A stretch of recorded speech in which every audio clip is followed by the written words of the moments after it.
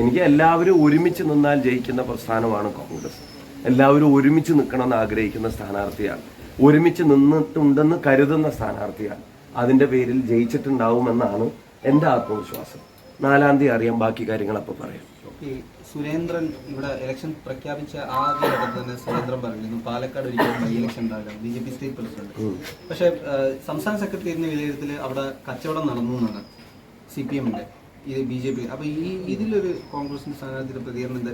രണ്ടുപേരും അല്ല, BJP ആയിട്ട് കച്ചവടം ആരാ നടത്തുന്നതൊക്കെ ഇപ്പൊ കേരളത്തിലെ എല്ലാവർക്കും മനസ്സിലായല്ലോ.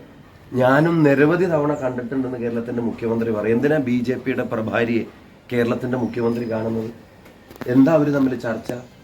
എന്ത് രാഷ്ട്രീയമാണ് അവിടെ ചർച്ച? അപ്പൊ അവര് തമ്മിലുള്ള നെക്സസും ധാരണകളും അല്ലാതെ നിരവധി തവണ കണ്ട് ചർച്ച നടത്തേണ്ട ഒരു സാഹചര്യമില്ല.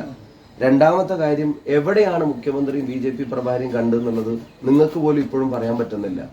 എന്ന് വെച്ചാൽ അതീവ രഹസ്യമായിട്ടുള്ള കൂടിക്കാഴ്ച, വളരെ പ്ലാൻഡ് ആയിട്ടുള്ള ഒരു മീറ്റിംഗ്, അതീവ രഹസ്യമായി നിങ്ങൾ ആരും കാണാതെ നിങ്ങളോട് കടക്ക് പുറത്തുനിന്ന് പറയാനുള്ള അവസരം പോലും കിട്ടാത്തൊരു മീറ്റിംഗ് അറേഞ്ച് ചെയ്തിട്ടുണ്ടെങ്കിൽ അതിന്റെ അർത്ഥം അവിടുത്തെ ചർച്ച എന്താ?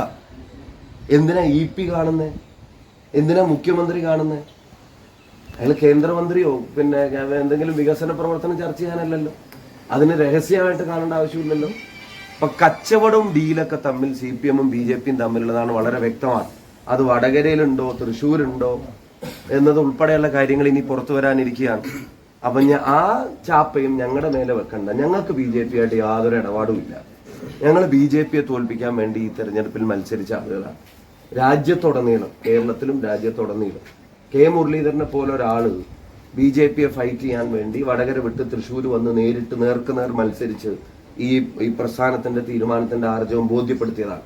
അപ്പൊ ഞങ്ങൾക്ക് BJP-ആയിട്ട് യാതൊരു ധാരണകളും ഇല്ല. ഞങ്ങൾ അവരെ പരസ്യമായിട്ടും കണ്ടിട്ടില്ല, ഞങ്ങൾ അവരെ രഹസ്യമായിട്ടും കണ്ടിട്ടില്ല. ഞങ്ങൾ പ്രഭാരിയുമായി നിരവധി തവണയും കണ്ടിട്ടില്ല, ഞങ്ങൾ ചായ കുടിക്കാനും വിളിച്ചിട്ടില്ല. അതുകൊണ്ട് ഞങ്ങൾക്ക് അവരുമായിട്ടൊരു നെക്സസും ഇല്ല, അവരുമായിട്ടൊരു ബന്ധവുമില്ല. എന്തുകൊണ്ട് സുരേന്ദ്രൻ ഇവിടെ ബൈ ഇലക്ഷൻ ഉണ്ടാവില്ല എന്ന് പറഞ്ഞു? തൃശ്ശൂരിലും വടകരയിലും റിസൾട്ട് കാണുമ്പോൾ അത് അറിയാം സുരേന്ദ്രൻ പറഞ്ഞു. അത് ആരൊക്കെ തമ്മിൽ സംസാരിച്ചതിന്റെ ശേഷമുള്ള ധാരണയാണെന്ന് ഉൾപ്പെടെയുള്ള കാര്യങ്ങൾ പുറത്തു വരും. പക്ഷെ അത് വടകരയിലും തൃശ്ശൂരിലെയും ജനങ്ങൾ അതിന് നിന്നു കൊടുത്തിട്ടില്ല എന്നുള്ളത് ഞങ്ങൾക്ക് 100% ഉറപ്പുണ്ട്.